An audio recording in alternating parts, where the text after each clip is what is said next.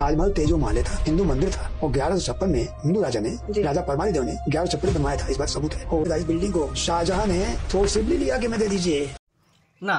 তাজমহলের সাথে তেজমহলের কোনো সম্পর্ক নাই। এই বোগাস থিওরিটা বেসিক্যালি 1989-এ পিএন ওক নামক একজনের বইয়ে প্রকাশ করা হয়। পিএন ওক কোনো ঐতিহাসিকও না বা তার সেরকম কোনো শিক্ষাগত যোগ্যতাও নেই।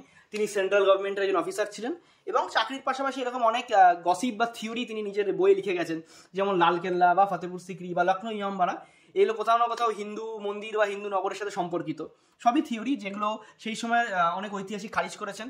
এবং পরবর্তীকালে 2005 সালে তিনি স্যাটিসফাই নয় সুপ্রিম কোর্টে একটি কেস করেন তেজমহলিয়া এবং তাজমহলের উপরে, যেটাও সুপ্রিম কোর্ট খারিজ করে দেয় এবং এটাও বলেন তার মাথায় পোকা আছে। তো তিনি প্রথম দাবি করেছেন এই তেজমহলিয়া 400 শতাব্দীর একটি মন্দির। যখন সেই সময় ঐতিহাসিকরা বলেন যে তার 400 শতাব্দী এরকম কোনো টেকনোলজি ছিল না যেখানে তেজমহলিয়ার মতো মন্দির বানানো যেতে পারে।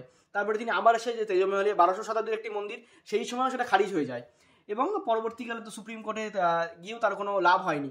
পিএনও পার্সি পড়তে জানতেন না, তাই পাতশাহনামা বা শাহজাহানের সময় যে বিশেষ দলিল দস্তাবেজ সেখানে উল্লেখিত আছে যে জয় সিংয়ের কাছ থেকে শাহজাহান কিছু অর্থের বিনিময়ে যমুনা নিকটবর্তী এই স্থানটি কিনে নেয় যেখানে তাজমহল গঠিত হয় এবং এই জমিটি বংশ পরম্পরায় মান সিংহের থেকে জয় সিং পেয়েছেন। তেজমহলিয়া নামক যে মন্দিরটার উল্লেখ করা হচ্ছে এরকম কোনো মন্দির ইতিহাসের কোথাও কোনো উল্লেখ নেই, যার সাথে বিভিন্ন কাল্পনিক চরিত্রের নামও জড়িয়ে আছে।